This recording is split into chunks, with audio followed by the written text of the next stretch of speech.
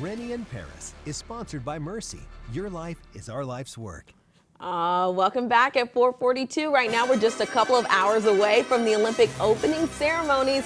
Athletes and fans from all around the world have been getting ready for this morning for a while now. That's right. Lots of hard work, of course. And a person who's also working very hard, our very own Rennie Knott, who's been in Paris all week long. Rennie, we've been following along with you. You've already enjoyed some burgers, some sights, some sounds in Paris, right? Yeah. Just like him. So how's it really going there in the City of Light? Well, well, first of all, yeah, I did take in some sights and the sounds. I did eat too. We'll talk about that coming up at 5 and at 6 o'clock. Right now, let me set the scene for you. I am just down the street from the Arc de Triomphe, right there at the end of the Broadway here. It is just about noon in Paris, a busy time as people are probably taking their breaks to go to lunch. A great deal of police presence throughout the city of Paris for these 2024 Olympic Games.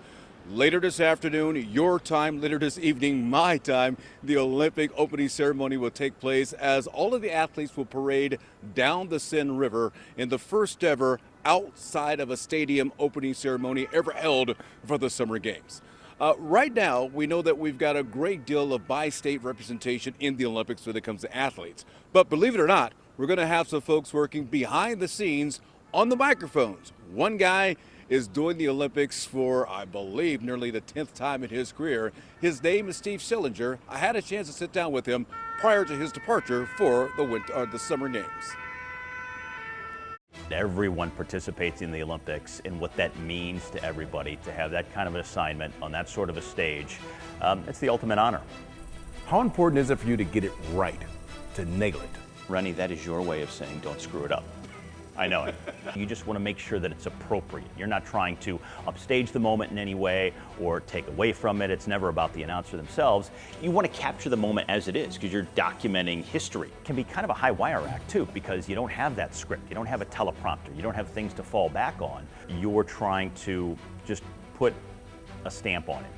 Your favorite call? Well, it's got to be the Jesse Diggins call at the Winter Olympics back in 2018. And it was just one of those moments where you can't script it, you can't plan for it. I don't know if I'll ever have a moment as big as that the rest of my career just because of how that seemed to resonate with people. And that's really what it comes down to. Now you're doing cycling. We're in a bike shop. How much do you know about bikes? I've learned a lot over the years, and it's a very interesting sport. It's a complicated sport. There's a lot that goes into it that people don't see. I'll do all of the cycling, which includes road cycling, track cycling, mountain bike, time trials, and then all of the triathlons as well. How many Olympics have you done so far? This will be my 7th.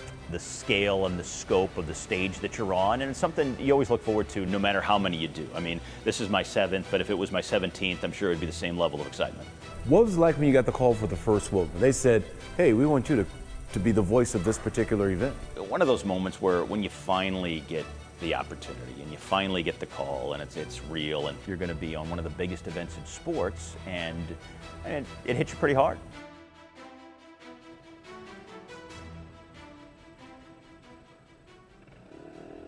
Steve always brings a great deal of excitement when he's calling the games. I'm going to give you guys a sneak peek of what's coming up at 5 o'clock.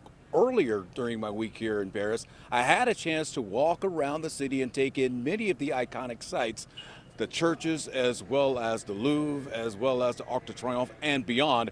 I also had a chance to sit down and have my very first hamburger here in Paris. And let me just tell you this, it was a bacon cheeseburger and it was good. Really, really good. I will see you guys coming up in just a few more minutes. All right, sounds good, Rennie. By the way, it took him less than 6 hours to have that burger. Exactly.